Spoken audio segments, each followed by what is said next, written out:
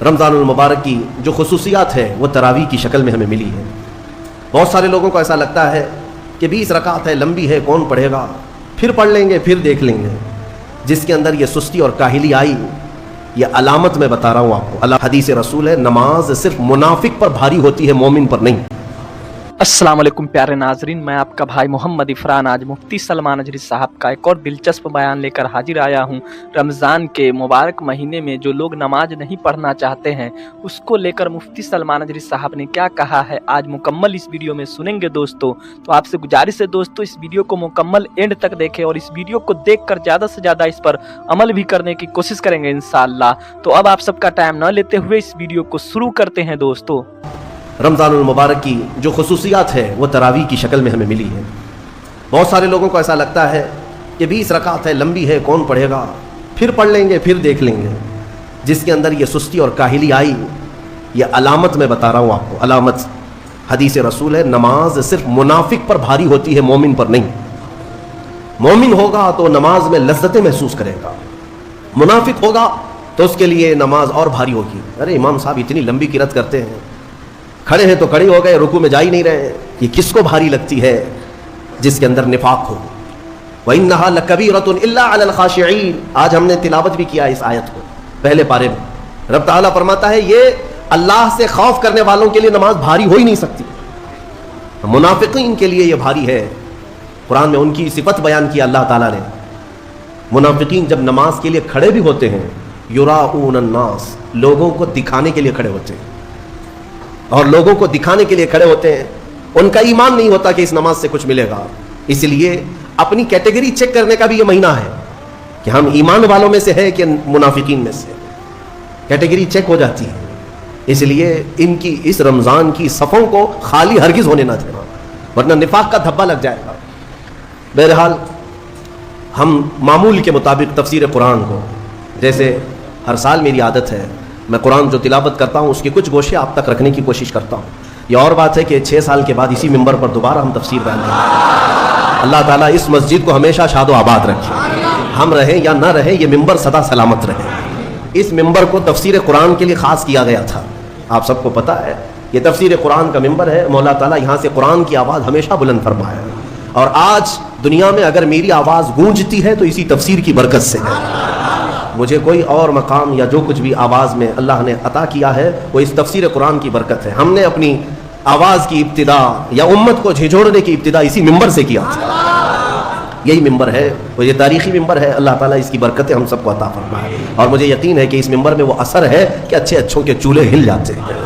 ये मिंबर रसूल पाक सल्लल्लाहु अलैहि वसल्लम की नियाबत का मिंबर है। हाँ, सिर्फ इसको लकड़ी का मिंबर न समझें, ये रसूलुल्लाह का मिंबर है, जहाँ से हदीस रसूल सुनाई जाती है, जहाँ से अल्लाह के कलाम की तफसीर होती है। और आज दुनिया को एक बात मैं आपको बता दूं, किसी बम से, मिसाइल से, पेट्रोल से इतना खौफ नहीं लगता जितना एक आलिम रब्बानी की जुबान से डर लगता है। वजह यह है कि दुनिया को पता है कि सारे बम उतना काम नहीं करते जितना एक आलिम की जुबान काम करती है। हाँ, मैं ये जुबान इसलिए कि अल्लाह ताला इन जुबानों से उम्मतों के दिल में इनकलाब पैदा करता है। अल्लाह तबारक व तआला हमेशा वो बरकत हमें अता फरमाए। आज कुरान की जो तिलावत हमने की है वो सूरह बकरा, सूरह फातिहा के बाद पहली सूरह कुरान में सूरह बकरा है। सूरह बकरा सबसे बड़ी सूरह है कुरान पाक में, तकरीबन 2.5 पारे पर मुश्तमिल है, 280 के करीब आयात हैं। और सूरह बकरा की बड़ी बरकतें भी हैं। एक रिवायत में मिलता है कि पूरे कुरान का जो कुछ भी मजमून है अल्लाह ने वो सब सूरह बकरा में बयान कर दिया। पूरे कुरान में जो कुछ भी है वो सूरह बकरा में, और जो सूरह बकरा में है वो सूरह फातिहा में, पूरा सूरह फातिहा में है। और इसी को मौला कायनात अली मुर्तज़ा ने फरमाया कि अगर मैं सूरह फातिहा की तफसीर लिखने बैठ जाऊं तो 70 ऊँटों को बोझल कर सकता हूं। क्यों? इसलिए कि सूरह फातिहा ही कुरान का निचोड़ है, कुरान का खुलासा है। बहुत सारी आयतें हैं तफसीर बयान करने के लिए, वक्त इतना नहीं होता। मुख्तसर सी चंद चीज़ें आपके सामने रखते हैं। एक अहम आयत इसमें आई है। मैं तफसीर सुनने के पहले आदाब भी बता दूँ आपको, कुरान पढ़ने के भी आदाब और तफसीर सुनने के भी आदाब। जाहिर सी बात है कुछ आदाब वो हैं जो जाहिर से ताल्लुक़ रखते हैं।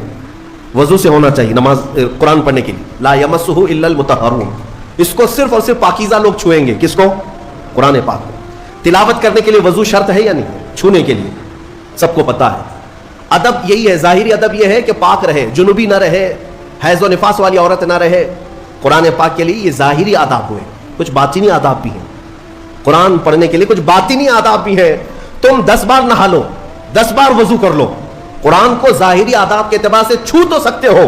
باطنی آداب میں سب سے پہلی شرط یہ ہے, قرآن پڑھنا ہو یا سننا ہو تو عشق مصطفیٰ ہونا چاہیے. ہاں, بغیر حب مصطفیٰ کے اگر قرآن پڑھے گا تو پھر گمراہی کی طرف بھی جا سکتا ہے. قرآن تو قرآن ہے. حدیث رسول کے بارے میں کہا گیا, بخاری شریف کے بارے میں, کہ بے عشق مصطفیٰ پڑھتے ہیں جو بخاری, سنا ہے نا آپ نے, بے عشق مصطفیٰ جو پڑھتے ہیں بخاری, آتا ہے بخار ان کو, آتی نہیں بخاری. بخار آ جائے گا لیکن بخاری نہیں آئی. جب بخاری کے لیے عشق مصطفیٰ ضروری ہے تو پھر قرآن کے لیے کتنا ہے. اس لیے سب سے پہلی چیز میں آپ کو یہ بتا دوں, قرآن پڑھنا ہے یا سننا ہے, عشق مصطفیٰ شرط ہے, شرط ہے. محمد کی محبت دین حق کی شرط اول ہے, اسی میں ہو اگر خامی تو سب کچھ نامکمل ہے. قرآن کی ایک آیت سنا ہوگا نا آپ نے, لقد جاءکم من اللہ نور, قد جاءکم من اللہ نور و کتاب مبین, مشہور آیت ہے. اللہ فرماتا ہے بے شک, بے شک اللہ کی طرف سے ایک روشن کتاب, قد جاءکم من اللہ نور و کتاب مبین, بے شک اللہ کی طرف سے ایک نور آیا اور ایک روشن کتاب. ایک نور آیا اور ایک روشن کتاب. توجہ چاہتا ہوں, کیا چیزیں آئی اللہ کی طرف سے؟ ایک نور آیا اور ایک روشن کتاب. نور کون ہے سنیوں کو سمجھانے کی ضرورت نہیں. دوسرے لوگ تعویل کرتے ہیں نور سے مراد وہ ہے, نور سے مراد یہ ہے. ہم تو کہتے ہیں صبح طیبہ میں بٹا باڑا, صدقہ لینے نور کا آیا ہے تارا.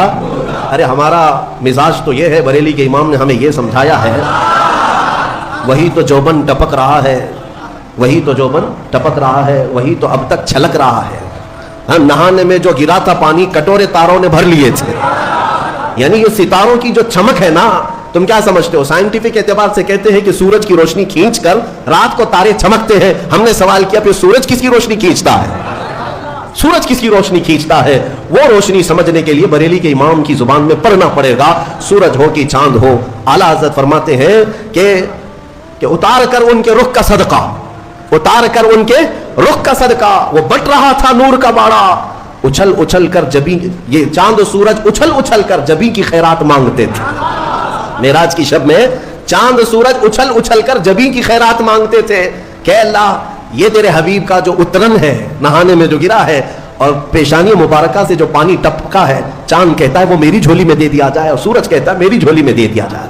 جو بات میں عرض کر رہا ہوں وہ یہ ہے کہ قرآن میں اللہ نے کیا فرمایا, بے شک اللہ کی طرف سے تمہارے پاس کیا آیا, ایک نور آیا اور دوسرے روشن کتاب. جس کو ہم نے آج پڑھا وہ روشن کتاب, تراویح میں جو پڑھا وہ کون سی کتاب ہے؟ روشن کتاب. اور روشن ہی ہے حقیقت میں, جو پڑھتا ہے وہ بھی روشن ہوتا. روشن کتاب آئی اور ایک نور آیا. دونوں کا کیا کمبینیشن ہے, دونوں کا کیا تعلق ہے؟ اللہ کی طرف سے ایک نور آیا اور ایک روشن کتاب.